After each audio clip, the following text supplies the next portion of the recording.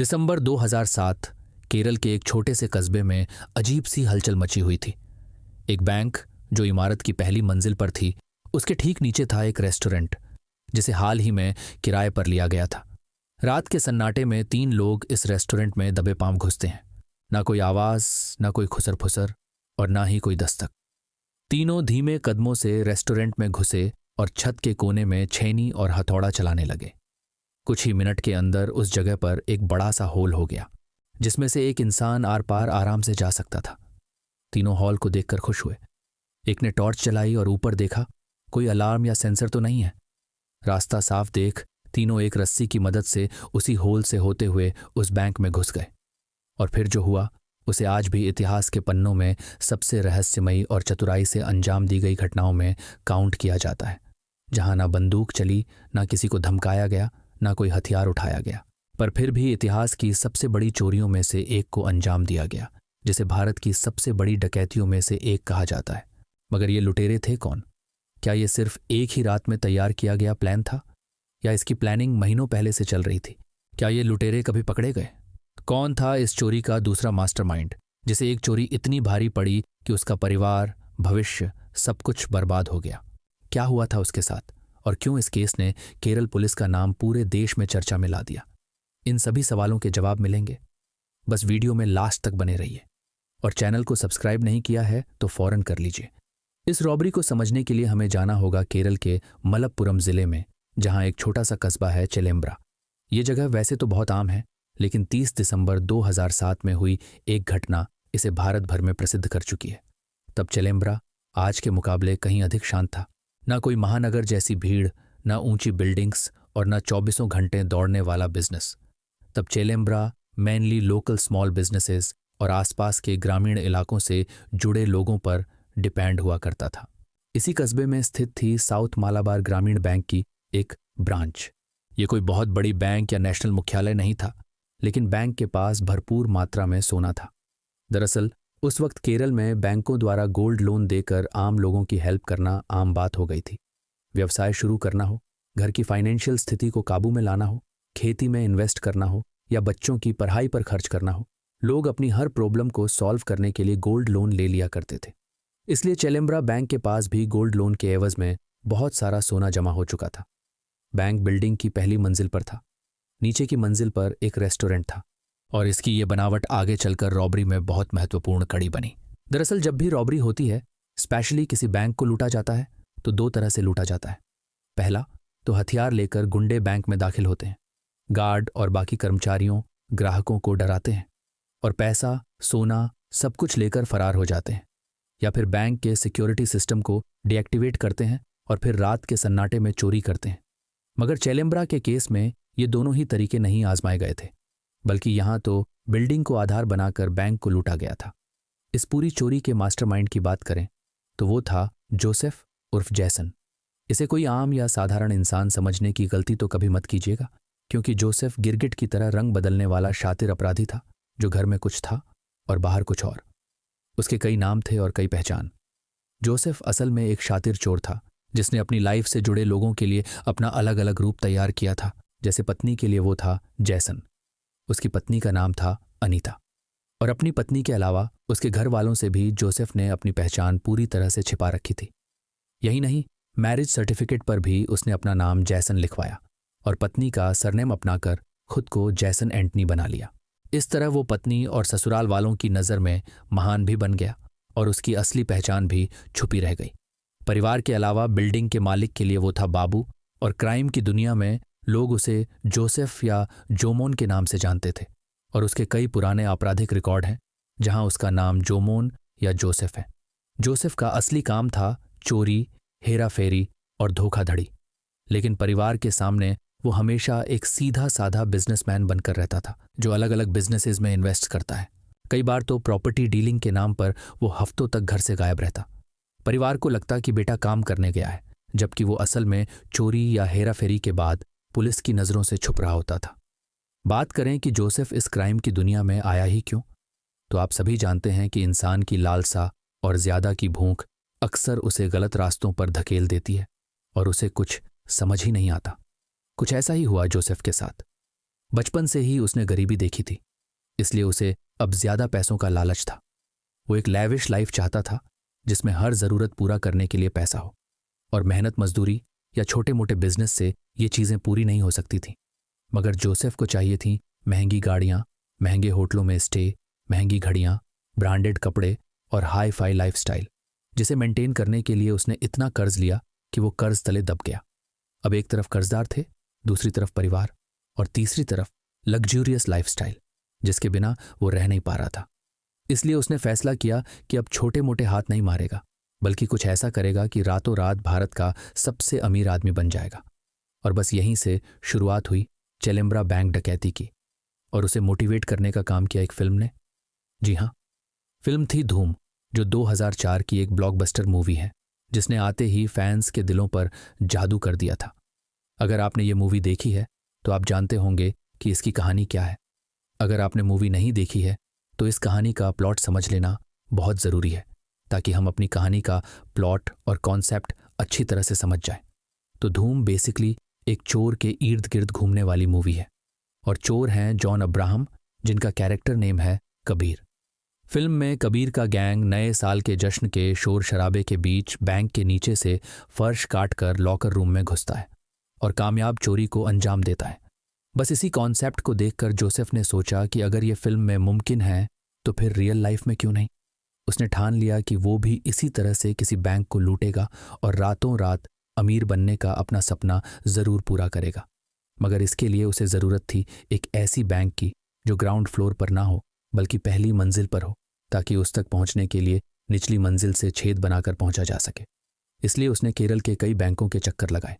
अपने मनचाहे स्ट्रक्चर पर based bank को ढूंढने के लिए वो केरल के कई बड़े छोटे शहरों में घूमा, और आखिरकार उसकी नज़र मलप्पुरम के चेलेम्ब्रा में स्थित साउथ मालाबार ग्रामीण बैंक पर पड़ी, जो 2 मंजिला इमारत की पहली मंजिल पर थी। और किस्मत से उस वक्त इसका निचला फ्लोर पूरी तरह से खाली पड़ा हुआ था। बैंक को देखते ही उसने तय कर लिया कि अब तो उसके निशाने पर यही बैंक रहेगी, फिर चाहे इसमें पैसा कितना भी हो। पर जल्द ही उसे खबर मिल गई कि बैंक में सोना बहुत सारा है, और यह सुनकर उसके इरादे और ज़्यादा मजबूत हो गए।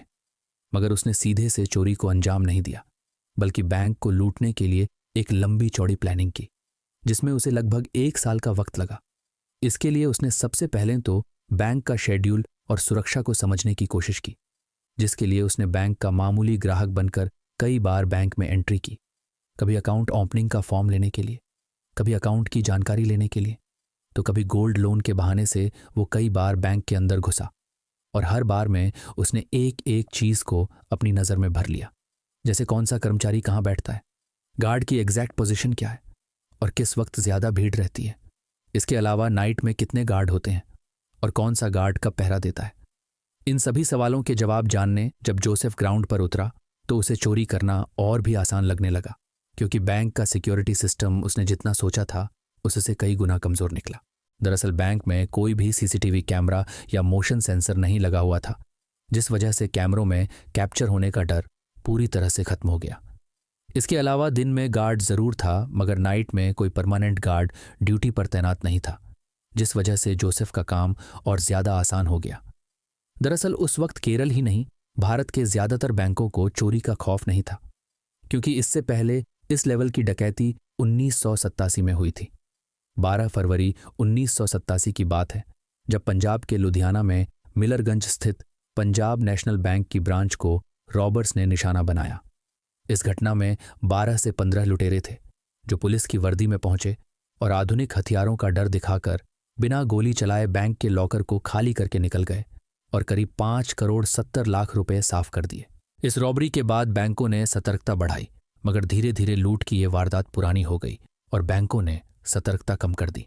केरल में तो बैंकों को काफ़ी सेफ माना जाता था, इसलिए यहाँ तो सिक्योरिटी और भी ज़्यादा ढीली थी, और बस इसी ढीली सिक्योरिटी और लापरवाही की वजह से चेलेम्ब्रा में ये घटना हो सकी। खैर, जोसेफ ने अपनी महीनों की रेकी में काफ़ी कुछ पता कर लिया था। साथ ही अब उसे ये भी पता था कि लॉकर की सही लोकेशन क्या है। दरअसल जोसेफ ने बैंक के अंदर जाकर चुपचाप दबे कदमों और फर्श की टाइल्स को गिनकर ये सटीक अंदाज़ा लगा लिया था कि नीचे वाले खाली कमरे की छत का कौन सा हिस्सा ऊपर बैंक के स्ट्रांग रूम यानी लॉकर से सीधा जुड़ा हुआ है। हालांकि ये सुनने में नामुमकिन लगता है, मगर जोसेफ ने अपने शातिर दिमाग से ये पता कर लिया था और एकदम सटीक लोकेशन अब उसके पास थी। मगर उसे पता था कि इतनी बड़ी चोरी को अकेले अंजाम देना बहुत मुश्किल होगा। हालांकि अकेले चोरी करने का एक फायदा था कि पकड़े जाने के चांसेस ना के बराबर थे, मगर बैंक में रखे सोने और रकम को लूटना और फिर निचली मंजिल में छेद करना, लॉकर रूम तक पहुंचना, इस सब के लिए उसे कुछ साथी तो चाहिए थे जो उसका इस प्लानिंग में साथ दे सकें। इसलिए उसने फैसला किया कि वो अपने साथ कुछ लोगों को शामिल करेगा, जिसमें सबसे पहला नाम आया बाबू उर्फ राधाकृष्णन का, जो जोसेफ का सबसे खास मददगार था। बाबू का पूरा नाम था ननकलादत राधाकृष्णन, जो जोसेफ के बाद इस चोरी का दूसरा सबसे बड़ा अपराधी बना। दरअसल राधाकृष्णन और जोसेफ पहले से एक दूसरे को जानते थे। दोनों का क्रिमिनल रिकॉर्ड था। राधाकृष्णन कोझिकोड का रहने वाला था और जोसेफ को अच्छी तरह से पता था कि राधाकृष्णन पैसों का लालची है, साथ ही वफादार भी।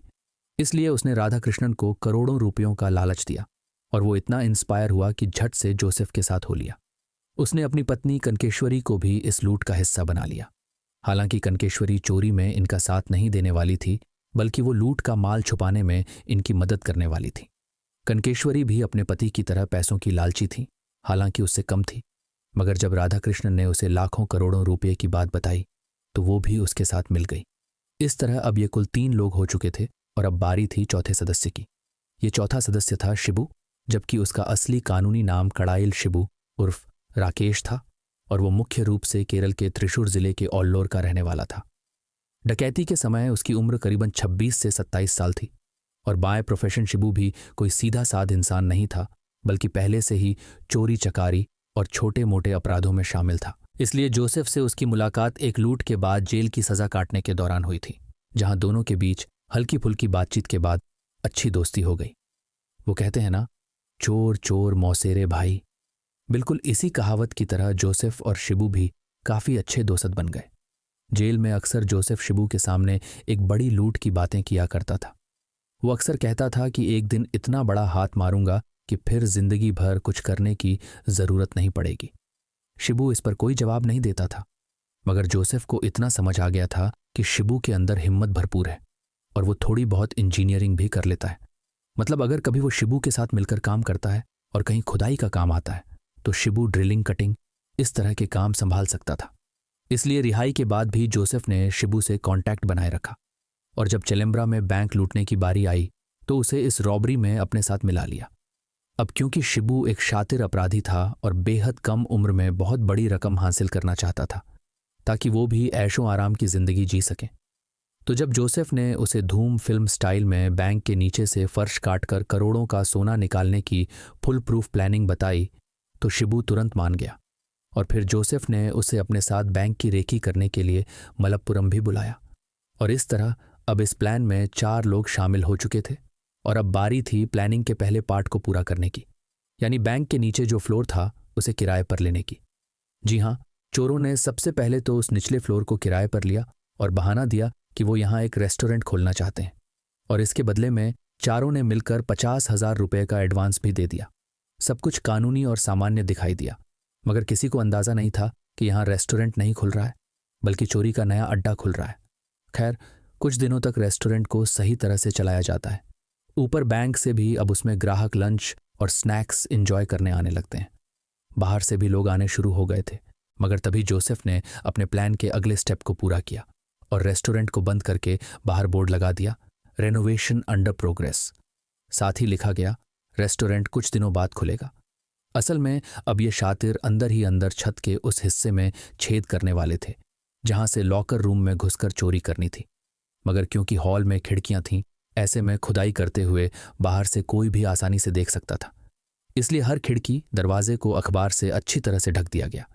और जब बैंक कर्मचारी ने जोसेफ से पूछा, बाबू काम कब तक खत्म होगा, तब जोसेफ, जो बैंक कर्मचारियों के लिए बाबू बन गया था, उसने कहा, बस कुछ ही दिनों बाद सब ठीक हो जाएगा। उसका इशारा कोई कर्मचारी नहीं समझा और सब रेनोवेशन का काम पूरा होने का इंतजार करने लगे। इधर जोसेफ ने सभी गैंग मेंबर्स को अपने अपने काम सौंप दिए।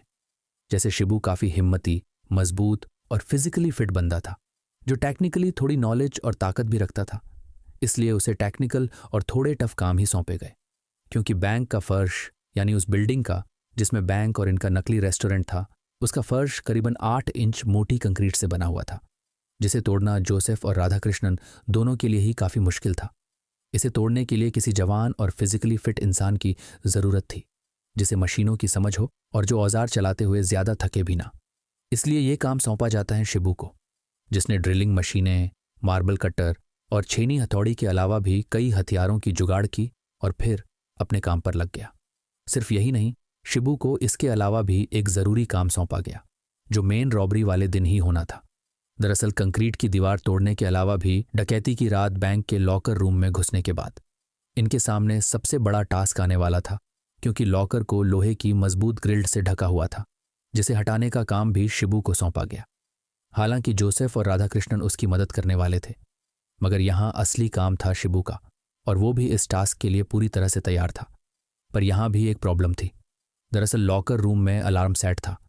अगर कोई भी उसमें गलत तरीके से घुसने की कोशिश करता है या बिना सही कोड और चाबी के लॉकर को खोलने की कोशिश करता है तो तुरंत अलार्म बज जाएगा और बैंक सतर्क हो जाएगा। इस प्रॉब्लम को समझते हुए इन्हें बिना अलार्म बजाए ही कंक्रीट को पूरी तरह से साफ करके लॉकर रूम में घुसना था, और इसके लिए चाहिए थी फिटनेस, जो शिबू के पास थी।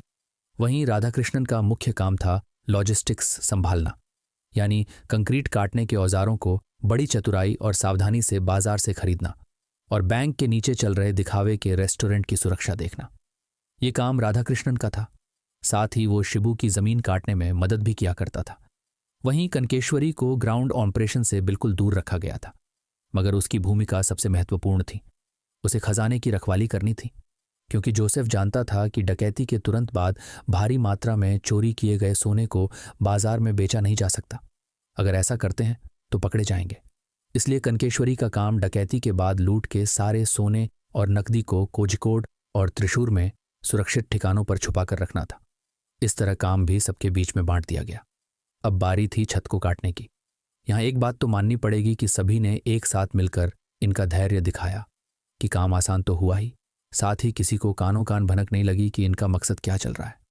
उन्होंने हर दिन थोड़ा थोड़ा काम करना ही ठीक समझा, जल्दबाजी नहीं दिखाई, क्योंकि जल्दबाजी में काम खराब हो सकता था। इसलिए रोज थोड़ा थोड़ा काम करते रहे। कंक्रीट काटने से लेकर मलबा हटाने तक रोज काम होता रहा और हफ्तों इसी काम में हो गए। और दिन में जब ऊपर बैंक में कर्मचारी होते थे, जब शक के चांसेस ज्यादा थे, तब ये लोग जानबूझकर लकड़ी ठोकने का काम किया करते थे। हथौड़े चलाने की आवाजें करते थे ताकि ऊपर बैठे बैंक कर्मचारियों को लगे कि नीचे वाकई इंटीरियर का काम हो रहा है। इसी शोर शराबे की आड़ में वो रात में चुपचाप गैस कटर और ड्रिलिंग मशीनों से ऊपर बैंक के फर्श यानी अपनी फ्लोर की छत की कंक्रीट को थोड़ा थोड़ा काटने लगे। उन्होंने कंक्रीट की ऊपरी लेयर को इस तरह से काटा कि ऊपर से देखने पर बैंक का फर्श बिल्कुल नॉर्मल लगे, लेकिन नीचे से वो सिर्फ एक पतली परत पर टिका हुआ था, जिस पर एक झटका मारने की देर थी और पूरा का पूरा फर्श ढहकर नीचे आ जाता। अब खुदाई का काम लगभग कंप्लीट हो चुका था। अब बारी थी सही मौके की, यानी उस तारीख की जब चोरी को अंजाम दिया जाना था। और इसके लिए 30 दिसंबर 2007 का दिन चुना गया, क्योंकि शनिवार और रविवार की छुट्टी होने की वजह से बैंक दोनों दिन बंद रहने वाला था और वीकेंड का समय था, तो लोग अपनी छुट्टियों में बिजी रहने वाले थे। ऐसे में छोटी मोटी हलचल कोई नोट ही नहीं करने वाला था। इसलिए 30 दिसंबर का दिन चुना गया। और फिर आई वो रात जिसने साउथ मालाबार ग्रामीण बैंक का नाम इतिहास के पन्नों में भारत की सबसे बड़ी चोरी के नाम दर्ज करवा दिया। 30 दिसंबर की रात थी। जोसेफ ने साफ शब्दों में कह दिया था कि चोरी को आज ही अंजाम देना है, इसलिए सभी ठीक समय पर यहां पहुंच जाएं। रात के सन्नाटे में शिबू और राधाकृष्णन रेस्टोरेंट में पहुंच गए। रात गहरी होते होते पूरा चिलिम्ब्रा कस्बा सो चुका था। तब जोसेफ, शिबू और राधाकृष्णन बैंक के ठीक नीचे अपने नकली रेस्टोरेंट वाले कमरे में एक साथ थे। उन्होंने पिछले कई दिनों की मेहनत से बैंक के कंक्रीट के फर्श को लगभग पूरी तरह से खोल लिया था। अब बस बारी थी उस पतली सी लेयर को हटाने की जिस पर फर्श टिका हुआ था, यानी आखिर की 3 इंच लेयर को हटाने की। तीनों ने मिल बांटकर काम किया और कट्टर, हथौड़े, छेनी चलाई और आखिरकार वो उस परत को हटाने में कामयाब हो गए। क्योंकि बैंक खाली था तो आवाज होने का भी डर नहीं था। रात के लगभग 2 बजे वो परत अपनी जगह से हट गई और बैंक के स्ट्रांग रूम के फर्श में 8 इंच चौड़ा एक गहरा छेद हो गया। फिर तीनों ने बैंक के लॉकर रूम में एंट्री ली, जिसके बाद जोसेफ ने सबसे पहले एक टॉर्च की रोशनी चारों तरफ घुमाई और ये पक्का किया कि वहां कोई मोशन सेंसर या अलार्म तो नहीं है। जिसे बाहरी दुनिया से छिपाकर लगाया हो। मगर किस्मत से ऐसा कुछ नहीं था। सब कुछ बेहद शांत था। जिसके बाद शिबू सबसे पहले उस छेद के रास्ते रेंगता हुआ रूम में दाखिल हो गया। उसके पीछे पीछे मास्टरमाइंड जोसेफ भी ऊपर पहुंच गया, जबकि राधाकृष्णन नीचे रहकर मलबे को साफ करने और पहरा देने का काम करता रहा। वहीं लॉकर रूम के अंदर पहुंचकर जोसेफ और शिबू ने देखा कि वहां लोहे की बड़ी बड़ी तिजोरियां रखी हुई थीं। उन्होंने कट्टर, छेनी और भारी सब्बलों का इस्तेमाल करके एक एक कर सभी तिजोरियों के ताले और कपाटों को उखाड़ना शुरू कर दिया। और सुबह के करीबन 4 से 5 बजे तक जोसेफ और शिबू ने बैंक के मेन लॉकर को पूरी तरह से खाली कर दिया। लॉकर के अंदर सोने के गहनों के सैकड़ों पैकेट रखे हुए थे, जिन्हें उन्होंने पहले से लाई गई जूट की बड़ी बोरियों में भरना शुरू कर दिया। कुल मिलाकर उन्होंने करीबन 80 किलोग्राम सोना और करीब 25 लाख रुपए कैश समेट लिया। इन भारी बोरियों को उन्होंने रस्सी के सहारे फर्श के उसी छेद से नीचे की तरफ खिसकाना शुरू किया, जहां खड़े राधाकृष्णन ने उन बोरियों को पकड़ लिया। धीरे धीरे कर उन्होंने पूरा माल नीचे उतार लिया और लॉकर को पूरी तरह से खाली कर दिया। इधर राधाकृष्णन भी इतना सारा सोना देखकर खुशी से बौखला गया। वहीं जोसेफ और शिबू भी बड़े खुश थे। मगर चोरी हुई है तो पुलिस का इन्वॉल्व होना भी लाजमी था। इसलिए ज़रूरी था कुछ ऐसा करना कि पुलिस गलत दिशा में इन्वेस्टिगेशन करें और सालों साल तक चलने के बाद ये केस पूरी तरह से बंद हो जाए। इसलिए जोसेफ ने अपनी जेब से लाल रंग का पेंट का छोटा सा बॉक्स निकाला और बैंक की सफ़ेद दीवार पर बड़े बड़े अक्षरों में लिखा, जय माओवादी। अच्छा, माओवादियों की बात करें तो इनसे प्रभावित क्षेत्रों को भारत में रेड कॉरिडोर कहा जाता है। 2000 के दशक के अंत में ये देश के लगभग 180 जिलों में फैले हुए थे, जिनमें छत्तीसगढ़, ओडिशा, मध्य प्रदेश, आंध्र प्रदेश, तेलंगाना, महाराष्ट्र, झारखंड, केरल जैसे तमाम जिले और राज्य शामिल थे। और जब चेलिम्ब्रा का ये केस हुआ तब भी माओवादियों का खौफ बहुत ज्यादा था।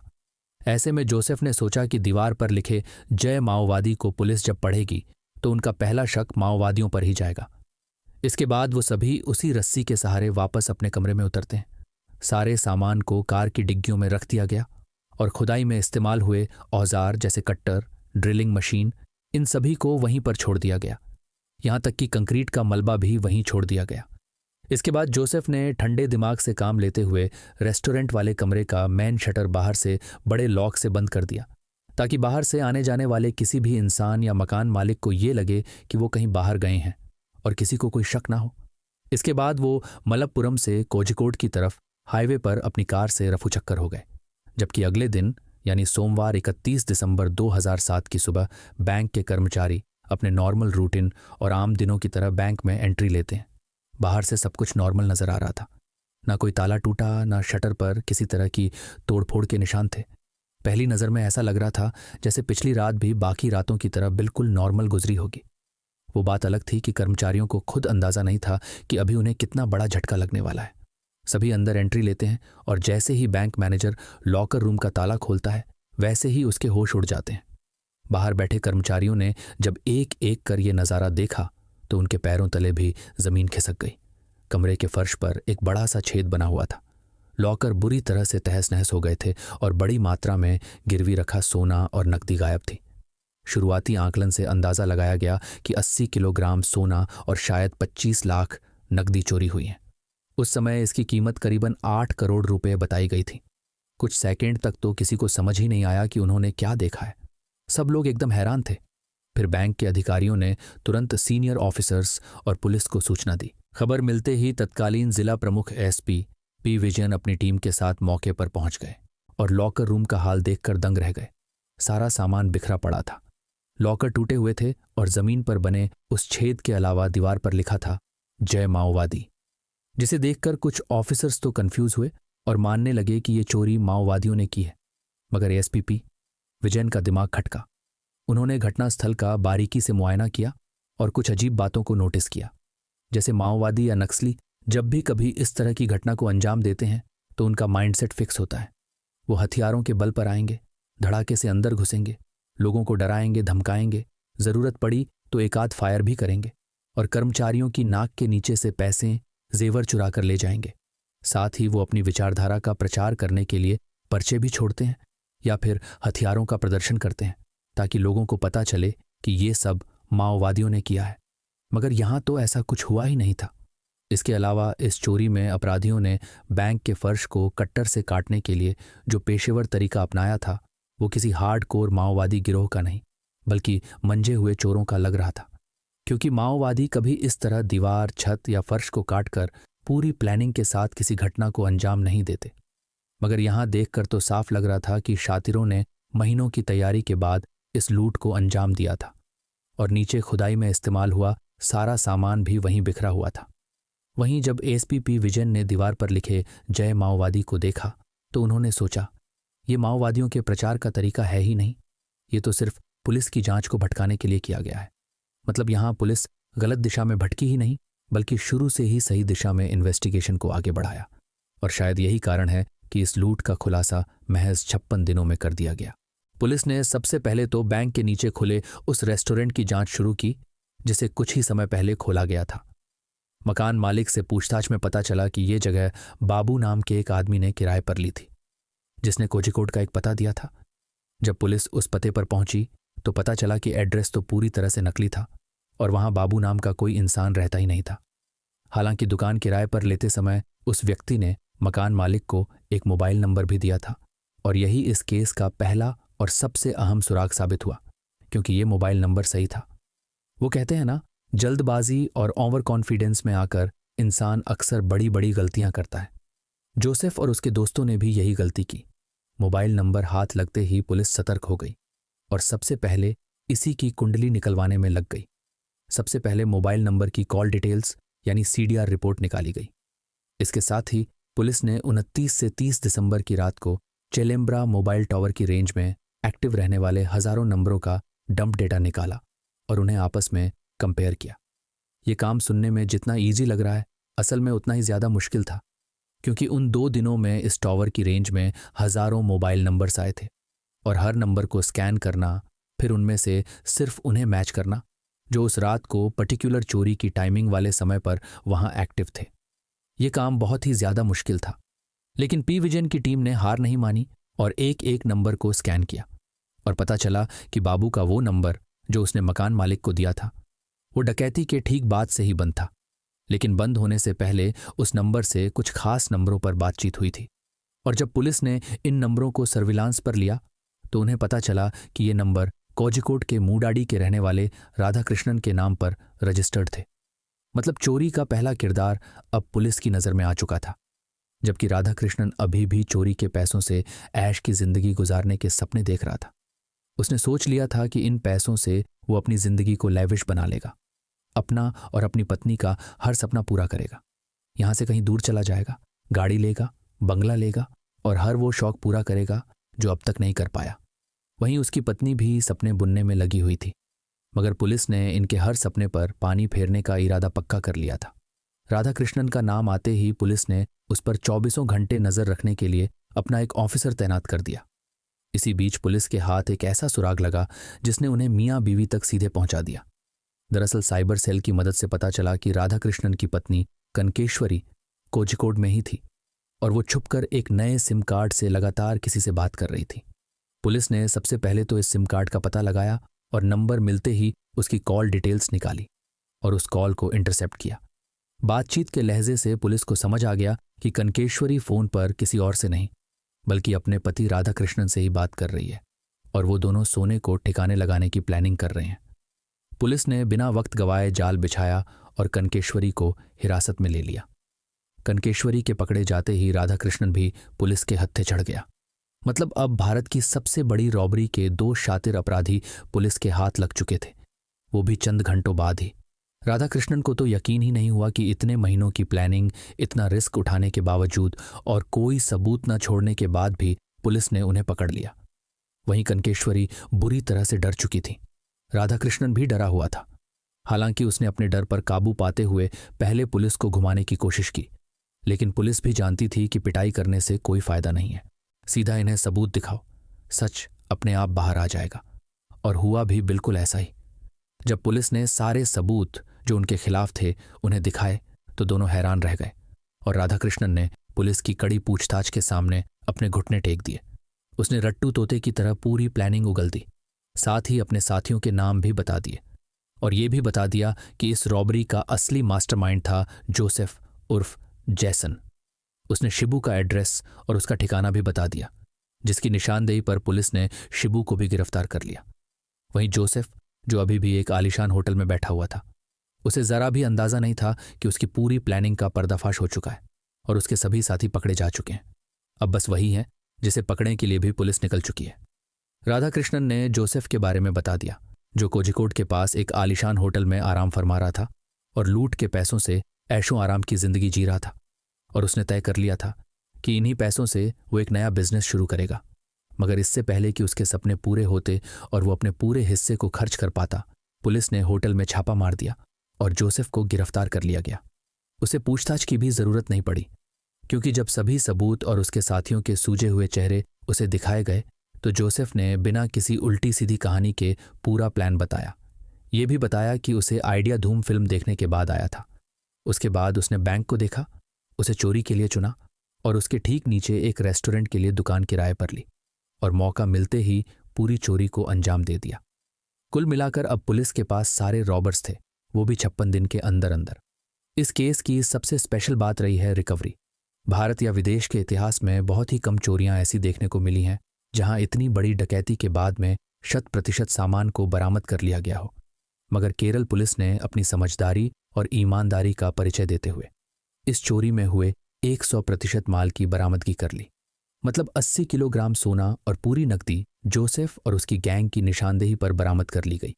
इसलिए बैंक रॉबरी के बाद जो ग्राहक अपने सोने और पैसों को लेकर परेशान थे, उनकी परेशानी पल भर में गायब हो गई और सभी को अपने अपने सामान के वापस मिलने की एक 100% गारंटी मिल गई।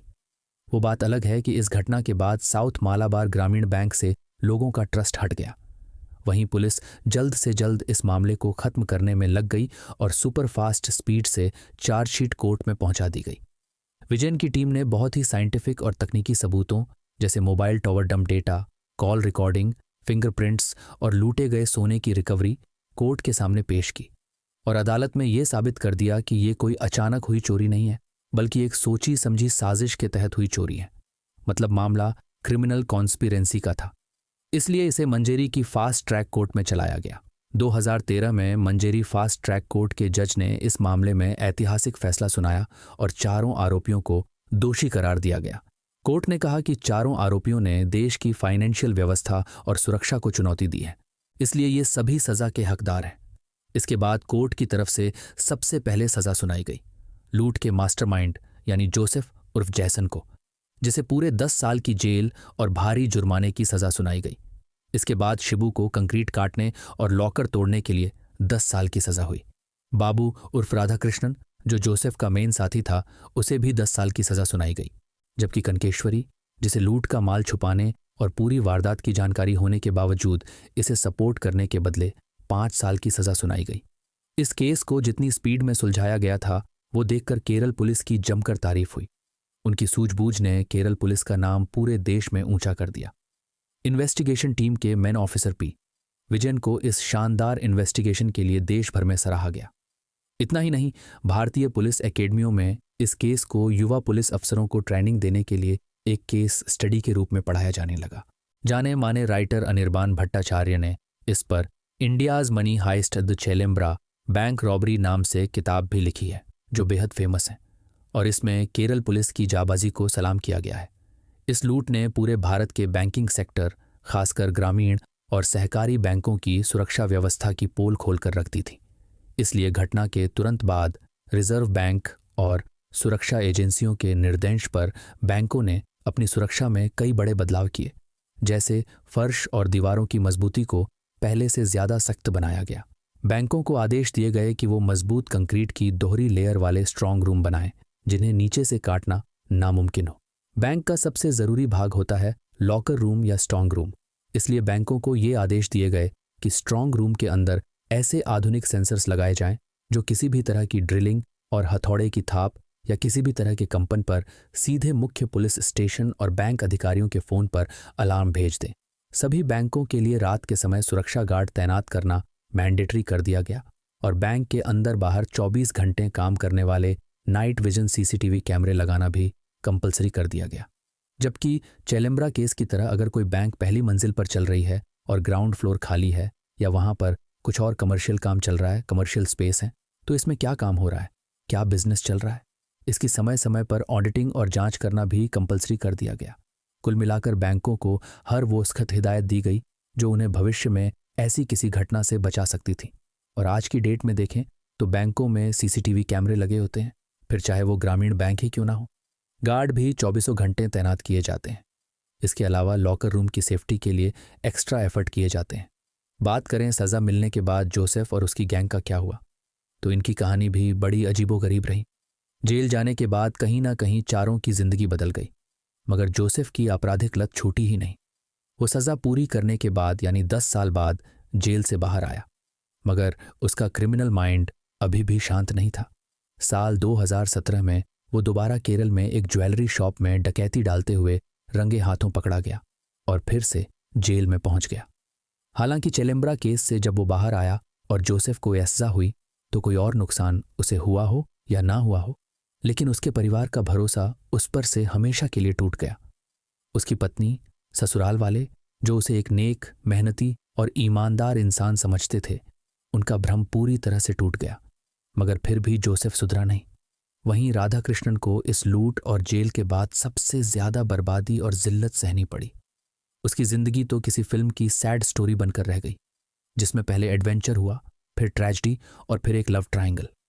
दरअसल इस चोरी के बाद राधा कृष्णन को सजा मिली थी 10 साल की, जबकि उसकी पत्नी कनकेश्वरी को सजा मिली थी 5 साल की।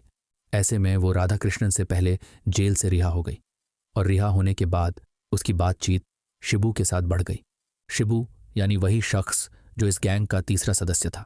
दोनों अक्सर मिलने लगे। शिबू राधा कृष्ण की गैर हाजिरी में उसके घर भी आने जाने लगा। हालांकि वो अभी भी जेल में ही था, मगर कभी बेल, कभी फैमिली प्रॉब्लम के नाम पर बाहर आकर वो अक्सर कनकेश्वरी से मिलता था और इस तरह दोनों के बीच में प्यार की शुरुआत हो गई। और जब शिबू जेल से बाहर आया तब कनकेश्वरी ने अपना सामान पैक किया, अपने बच्चों को लिया और राधा कृष्णन को हमेशा के लिए अकेला छोड़कर शिबू के साथ भाग गई और तमिलनाडु में एक नई जिंदगी शुरू की। और यहां राधा कृष्णन जब घर लौटा तो वो बिल्कुल अकेला रह गया। कहीं ना कहीं उसे अपने लालच की सजा मिली थी। उसने सोचा था कि इस लूट से मिलने वाले पैसों से वो कनकेश्वरी के साथ एक नई जिंदगी शुरू करेगा, नया कारोबार शुरू करेगा और इतने सारे पैसे बनाएगा कि पूरी जिंदगी ऐशो आराम की जिंदगी जिएगा, अपने बच्चों को अच्छी लाइफ देगा, वगैरह वगैरह। देखा जाए तो उसके इरादे नेक थे। वो अपने परिवार और अपने लिए काफी कुछ करना चाहता था। हालांकि लालच में अंधा होकर उसने जिस तरह अपने सपनों और ख्वाहिशों को पूरा करने के लिए गलत रास्ता अपनाया, वो बहुत गलत था। वो यही सब ईमानदारी से भी कर सकता था, पर उसने ऐसा नहीं किया और जोसेफ की चिकनी छुपड़ी बातों में आ गया और खुद तो आया सो आया, अपनी पत्नी को भी अपने साथ मिला लिया। और इसी लालच का फल ये मिला कि उसे पैसों से तो हाथ धोना ही पड़ा, साथ ही अपने परिवार को भी हमेशा हमेशा के लिए खो दिया। अब ना तो उसके बच्चे उसके साथ थे, ना ही उसकी पत्नी कनकेश्वरी। इस तरह वो तो सजा काटने के बाद पूरी तरह से बर्बाद हो गया। समाज में इज्जत मिट्टी में मिल गई, वो अलग, और हाथ भी कुछ आया नहीं। कहीं ना कहीं हर आरोपी को इस लूट की सजा मिली, फिर चाहे वो राधा कृष्णन हो, शिबू हो, कनकेश्वरी हो या फिर जोसेफ। वहीं समाज को एक नया सबक मिला कि हर चेहरे के पीछे ईमानदार इंसान ही नहीं छुपा होता, कुछ चेहरे धोखा भी देते हैं। और मकान मालिकों को भी होशियार रहने की सीख मिली कि किसी को भी किराए पर मकान, दुकान या कोई भी कमर्शियल प्लेस देने से पहले उसके बैकग्राउंड को अच्छी तरह से चेक करें, ताकि भविष्य में चेलेम्ब्रा जैसी कोई घटना ना हो जाए।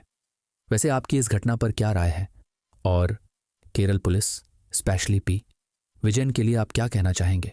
राधा कृष्णन के साथ जो कुछ भी हुआ उस पर आपकी क्या राय है? कमेंट करके ज़रूर बताइए।